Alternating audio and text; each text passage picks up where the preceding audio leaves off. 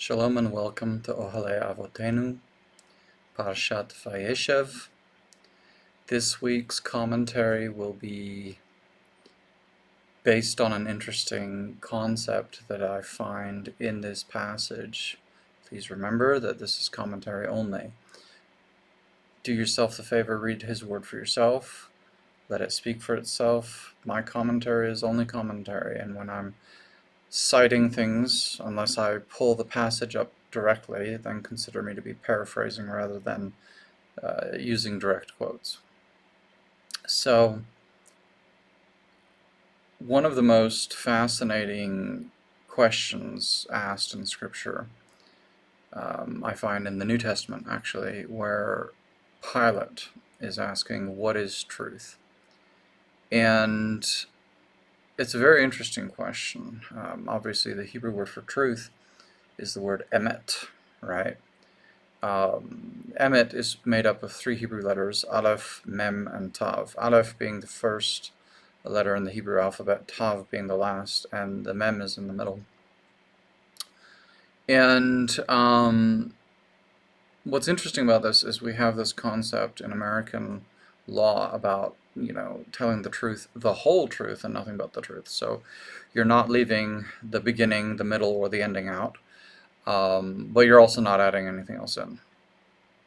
So what is truth? It's a very interesting question. I would like to start with a few personal stories, some anecdotes, and then explain why I think this is important to consider, not only for understanding this week's parasha, but for understanding truth and critical thinking in general. So when I first returned to the United States and I needed to start, start earning an income right out the gate, I had my applications in. Now, if I had had time to plan this a little bit more appropriately, I would have likely tried to get my hiring process a little further down the road before I just flew back to the country. But that's its own story. So I had to leave Africa and come back with. Anyway, again, that's its own story. But while I had previously been in law enforcement, and that will come into play in a little while, I had put my applications in to return to that field as well. But those applications, they're a rigorous process and they take quite a long time to go through. So in the meantime, I just got whatever the first job I could get, and that happened to be working at a large retailer, grocery store combo. Well, as it happens, the place is called Walmart, and as my brother affectionately named it, Blue Devil. But so I'm at this place, and what's my job? My job is on the overnight shift when the store was closed. It was one of the neighborhood markets. To go in and help restock the shelves, right, overnight. And so, not the most glamorous position, and but it was work, and it was a way to provide for my family when I first got back from Africa. And yet, telling people, I stock shelves overnight at Walmart isn't fun, right? So I thought it would be more fun to tell people that I was a night stalker. Technically true, and people would take their own implications therefrom. But at the end of the day, while I enjoy puns and double entendres and playing with words, there can be a lot of enjoyment to be found therein. Witticisms, right? Sometimes the way truth is presented doesn't in fact communicate good information, but it can be used to communicate bad information. When I was actually in law enforcement, the training that I received suggested very strongly that we needed to be careful about how we articulated things, right? So when you're talking about an incident, maybe there was a fight, maybe you had to get involved in that fight, and your actions are going to be brought up before a review board or in a court of law. You had to articulate, right, what was going on. You did not smash the guy up against the floor. You escorted him to the floor, right? Um, there are some people that have suggested that it is wiser to say that, if you have to fire your firearm at an individual, um, that it is wiser to say that you're, quote, shooting to stop the threat rather than to end somebody's life, right? Why? Well, because the two speaks to motive, right? If your motive, whether the aiming is going to take the person's life, whether the result is taking of a life, whether the um,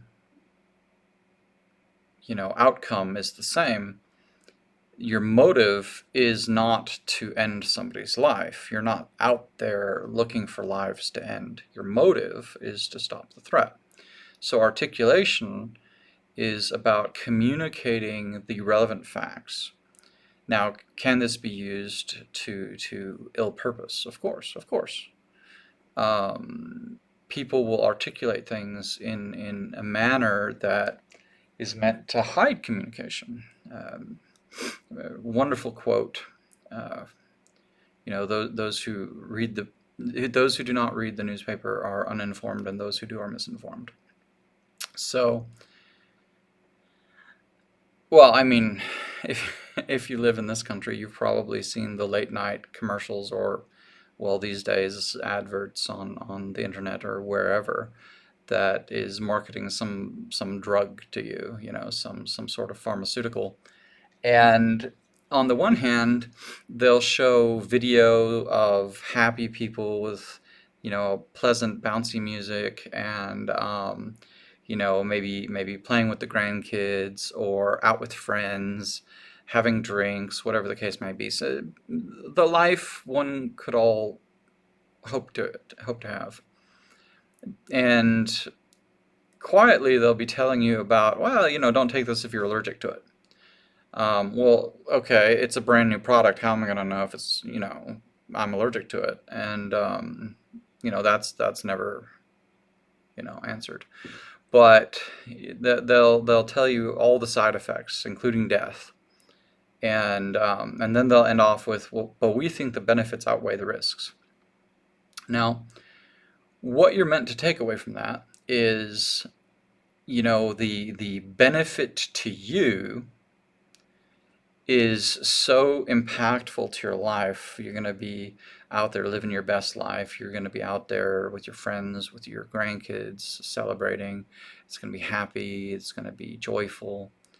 And the likelihood of your death is so remote, so much of an outlier that really the cost to benefit ratio is in your best interest.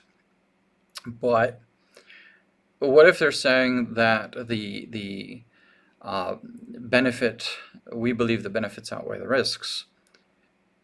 Because, benefits to who is not defined, risks to who is not defined. Well, what if it's the benefits to our corporate bank account outweighs the risks to your life? Because who's taking the meds and who's getting the money, right?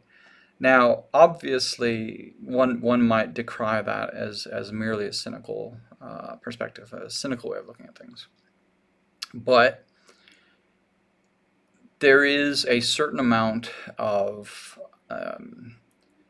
truth to the notion that you can either be gullible, right, or reactionary, and that neither road is better than the other, and that's fair. However, I'm not talking about simply being reactionary. Everything's a conspiracy theory. Um, you know, the government is always trying to help you versus the government is always trying to mislead you. What I'm talking about is trying to peer into, the information that you're being presented, to recognize it for what it is, recognize it for what it isn't, find out who's presenting you this information, why are they presenting you this information, and try to unpack as best as you are able the reality of a situation critically, and without falling into the mental trap of either believing everything that you're told, um, or simply disbelieving everything you're told. For example, let's say you go out to buy a vehicular unit, a particular truck, and this truck is the best in its class. Okay, how come every truck seems to be the best in its class, right? You know, you I don't know if they say those things in truck commercials anymore because I stopped paying attention to the lies years ago. But everything is the best in its class. Why? Because it's a parity class. Well, it's a parity class.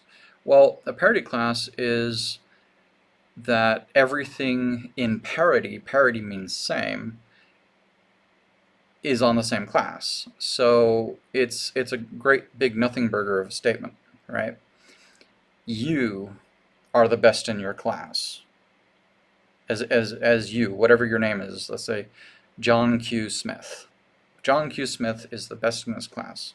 John Q. Smith is also the worst in his class. Why? Because John Q. Smith is the only one in his class. He is the only John Q. Smith that was born on such and such a date at such and such time to such and such parents, has such and such education, such and such aspirations, such and such potential, this much age, this much energy, these many physical talents, and so on. John Q. Smith is the best in his class. John Q. Smith is the worst in his class. What does that statement mean? Nothing. But what are you supposed to take away from it? That you're getting a good deal in John Q. Smith, right? So when you go out to buy that truck, perhaps the person who's selling you the truck is merely trying to make a sale, right? They know that the truck isn't any worse than any of the other trucks out there on the road. They know that you're looking for a truck. They know that you don't really know the lingo, right? Because there's a difference between common parlance, jargon, and legal definitions of terms.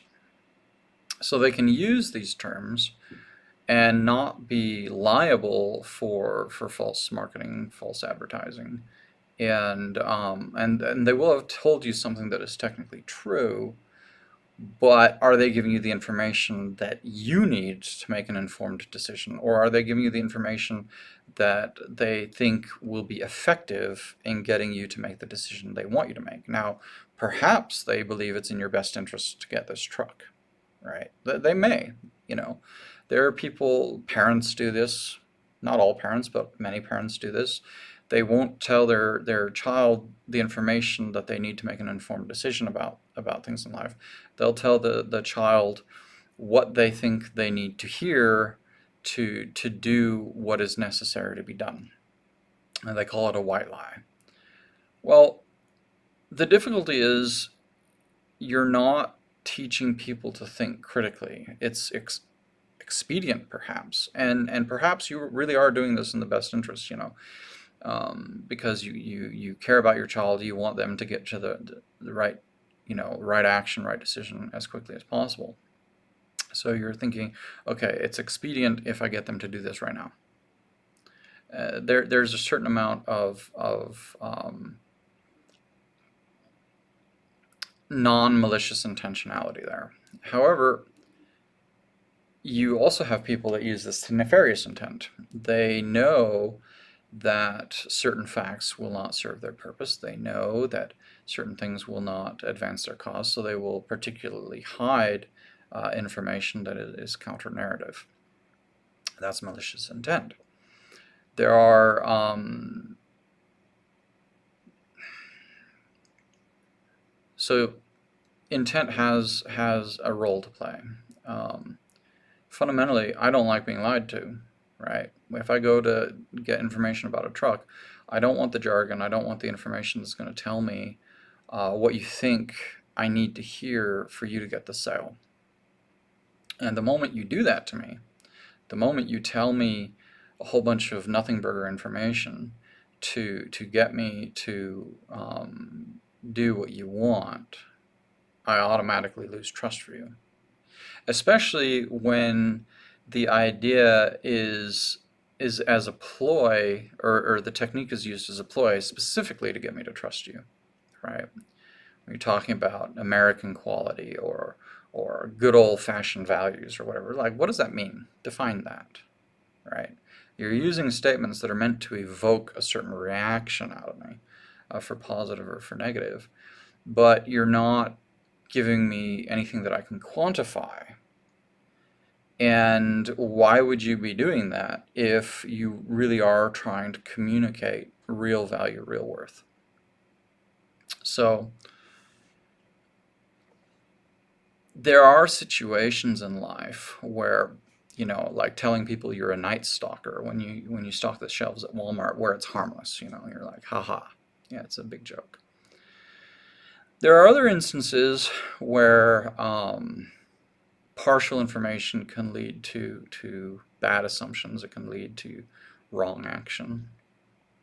And it's important to also remember that people don't necessarily do this to other people alone. Sometimes you do it to yourself. And I'll give you a few examples from my own life. So my wife and I used to both be in law enforcement, and we would also do fencing, right? Now, I don't mean putting up fence posts and slats and bars and gates. I mean, we had epee, swords, and outfits, and we used to fence at the Phoenix Falcons Fencing Club. And years ago, gosh, near, 15, 16, 17 years ago. And so, to my mind, of course, in the Grand Night Stalker tradition, I used to tell people that, yeah, for fun, I like to stab people and then I go to jail. But they let me out every day, so, it's not a big deal. I was a jail officer. My wife, on the other hand, she would go to work and she'd have bruises all over her arm, because that's where she got hit a lot of the time. And so she'd show up, she had bruises all over her arm, and the other officers would be like, "Hey, so did your husband do that to you, and do we need to have a word with him?" Respect, guys, respect. And she would smile at them and said, "He absolutely did that to me, but you should see his arm, because sure enough, I had bruises all over my left arm." I'm a lefty. But I remember the one time I was fencing with somebody, and now the blades are designed to bend and not break, and when they do break, they're designed to break flat. It doesn't always happen, but the one time I got hit in the crook of my arm, and the hit landed at just the right angle and so perfectly that the blade didn't bend at all. And it slammed into my arm with such a force that my arm was in terrible pain. And but I shook it off and kept going. And a moment later, people are you okay? And I'm like, "What do you mean?" And they're like, "There's blood on your arm." And I looked, and sure enough, there was this patch of red spreading across my arm where I had been hit.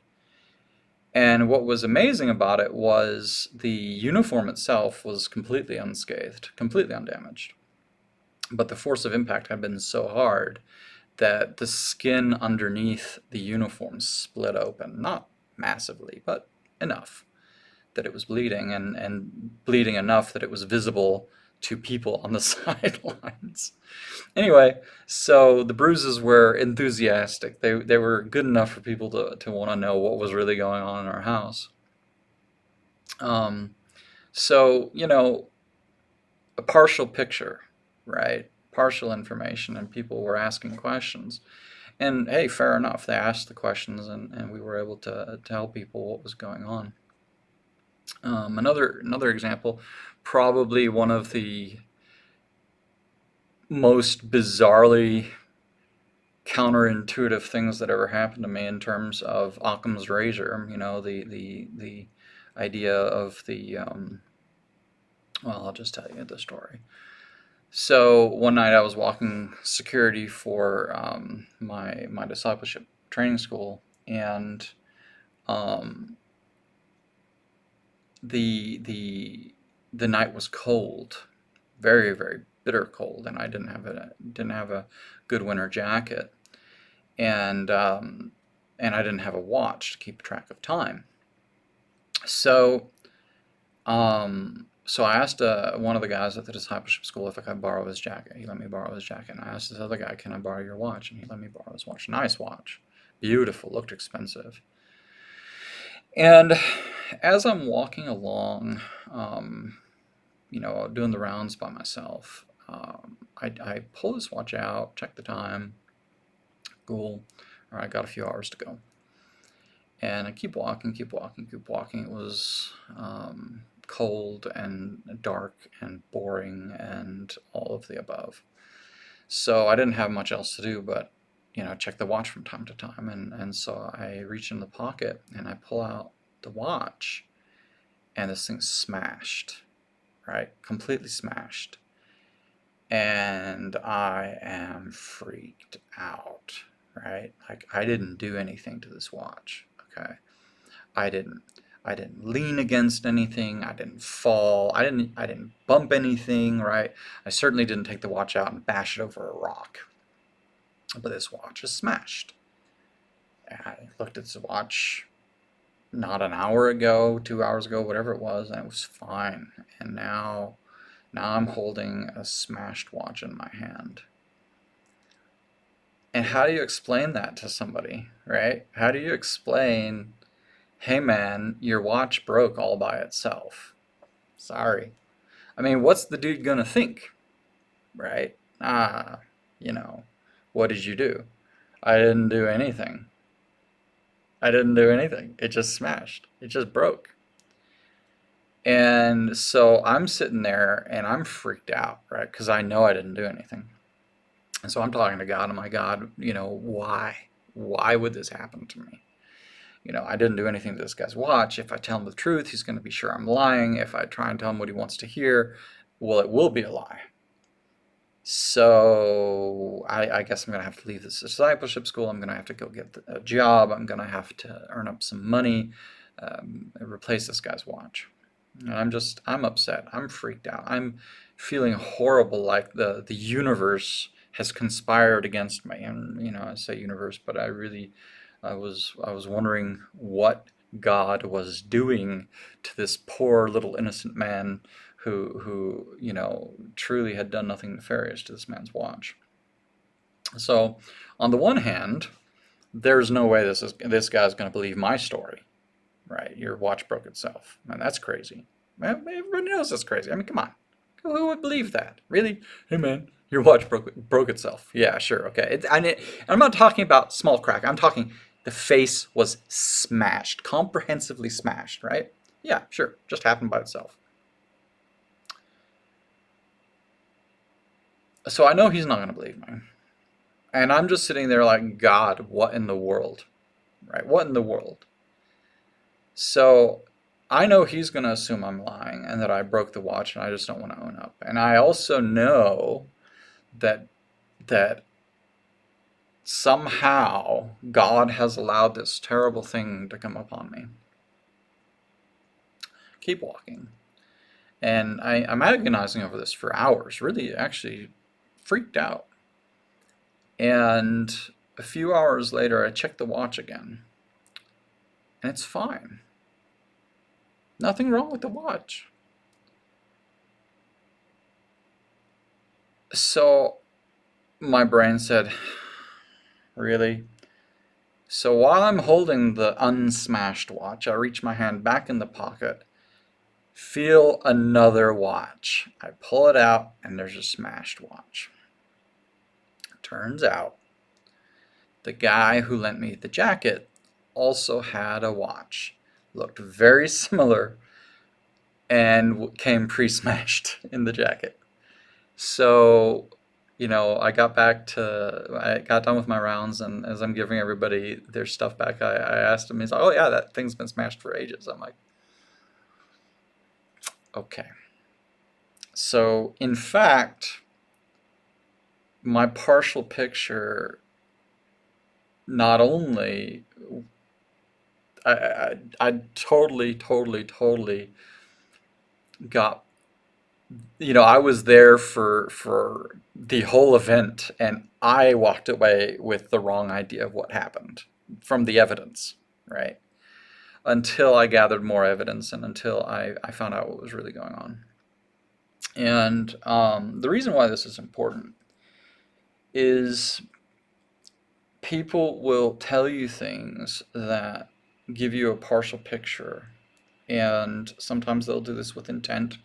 Sometimes, like in my case, I wasn't trying to lie to myself. I wasn't trying to set myself up for disaster or for politics, voting, or for whatever. But I was working with a partial picture, and I was making the best mental associations I could at the time, but they weren't accurate. So on the one hand, it's important to be aware of this possibility, not only within ourselves, but in how we're presented information by others. To have that as a very realistic possibility in our heads, so that when we're confronted with situations, for example, Yaakov's sons, right? They have taken Yosef, they have sold him off into slavery into Egypt, and they took his robe, they tore it up, and they killed an animal, and they dipped the shreds of the garment into the blood of this animal. And they came to their father, and again, I'm paraphrasing, and said, we found this. Please determine whether or not it's your son's, right? They didn't say, this is Joseph's. They didn't say whatever, but they presented the information in a curated way, right? And they let their father come to his own conclusions. And later we have Yosef, and he's in Mitzrayim in Egypt, and he becomes part of Potiphar's household, and he is prospering and doing all these things, and eventually Potiphar's wife tries to approach him romantically, and of course he flees the situation, but and we can speak to the wisdom of how he approached this and what he did or did not do right, but that's its own story. But he's running out of the house without clothes. She's got his garment. She's screaming. And the way she spins it is that he tried something and she screamed and then he ran. Whereas that's not exactly how it went down. And we get to the apostolic portions in Matthew and the birth of Yeshua. Now, what's really interesting about this one is I once heard someone comment that, Yosef had no justification for trying to divorce Miriam, because the Torah penalty for a betrothed woman getting pregnant is death. And what's interesting about that is there are actually two different passages. There's the if he finds a matter of uncoveredness, right? That he can write her a certificate of divorce and send her away. Versus there is the law for adultery, the law for a betrothed woman who sleeps with someone other than her betrothed. But the question is, the difference between what you know and what you can prove. So Yosef knew that Miriam was betrothed to him. He knew that he hadn't slept with her, but he also knew that she was pregnant. So his arithmetic was pretty good, right? Um, she's betrothed to me. She's pregnant. I didn't do it, right? I mean, for the vast majority of human history, that's a pretty fair equation. However, being a tzaddik, being a righteous man, like we know he was, and the text says that he was, there's another point. You cannot put somebody to death on the testimony of one witness. Now, if the narrative account is true, then there would never be any witnesses that she slept with someone other than Yosef, or in fact, not even with him, because in fact, if the story is true, then it was from the Holy Spirit. It was seed of a woman, right? So, because you cannot simply put someone to death on the testimony of one witness, you cannot do those things. That is counter Torah. That other mechanism comes into play, right? A matter of uncoveredness. You're pregnant. I didn't do it. I have no evidence against you besides the fact that I know I didn't do it. And we all know you're pregnant. So what does he want to do? He wants to use this other mechanism in the Torah. But in fact, his arithmetic was only as good as the information that he had. And when it came that he had that dream and the messenger informed him that this wasn't in fact a matter of uncleanness, that this was from the Ruach HaKodesh, you have that clarifying piece of information. So what am I saying? I am saying that when we are being presented with information, it is not sensible to be gullible. It is not sensible to be reactionary and everything's a conspiracy. It is important for us to learn to be critical in how we receive information, to understand the marketing ploys, to understand when somebody is giving us a half picture or curated information, or they're phrasing it in a way that's technically true but not in fact conveying to you the truth of the information, to try to find out why. Why are they doing this? Are they doing this because they really believe that it's in my best interest? Are they doing this because they just want my vote? Because they just want my purchase, my money? And it's also important that we learn not to do this to ourselves, and that we learn to not do this to others. In this day and age, we have so many people that are more interested in having gotcha moments than they are in getting to the truth. You'll see these people in Congress, and you'll have them arguing over what is a woman, what's the definition of a woman, or what is this or that thing. And then the person will be like, well, I don't know what that thing is. I don't know. The problem with that is, and frankly, in my very strong opinion, there should be heavy legal penalties for that sort of thing. Why? Because if you have laws which apply to women, or, as an example, or anyone for that matter, but you can't define what that nebulous amorphous thing is, then you fundamentally have no system of law, right? If you cannot have defined terms, and those are the terms that we use in a court of law to determine what a right is, what a right isn't, then there are no rights. If there's no definable thing as a woman, then there is no such thing as a women's rights.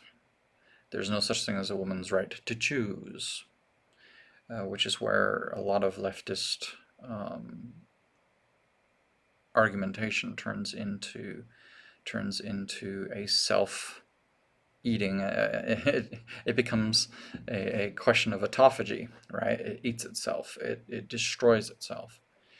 And without having the ability to have laws that can be defined as where they start and stop, you don't have the ability to have a cohesive, coherent society. So what these people are talking about when they're breaking down the definition of what a woman as undefinable or anything else as undefinable is you are trying to, well, perhaps you're merely trying to just avoid having your ideas challenged, right? Because if I'm going to say that this is a woman, then my idea can be challenged. My idea can be um, my position, if I have one, can be assaulted, right?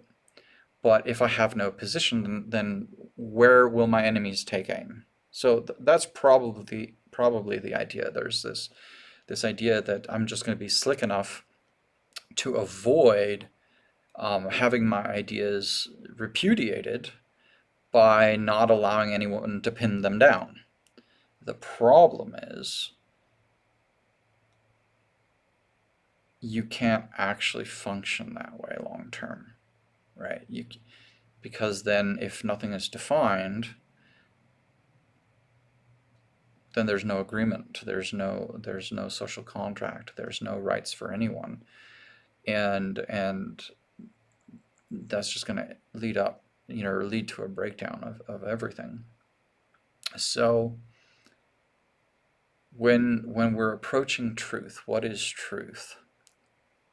We have to understand that it is not appropriate to be more interested in having a gotcha moment than in understanding what is true, what is really going on. It is, or to win a debate by any means necessary. Because if your case can't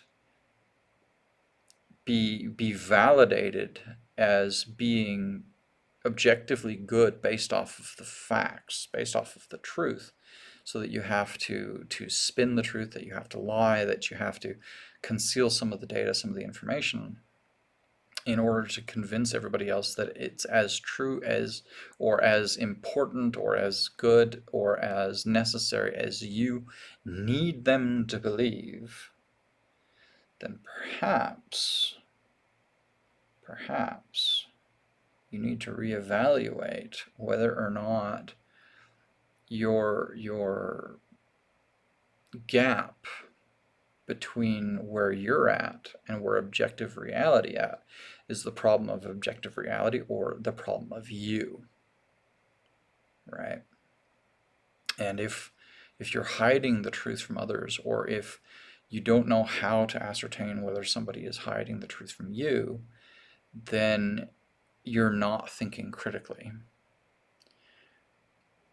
Just accepting the narrative or just being reactionary about a narrative is equally gullible.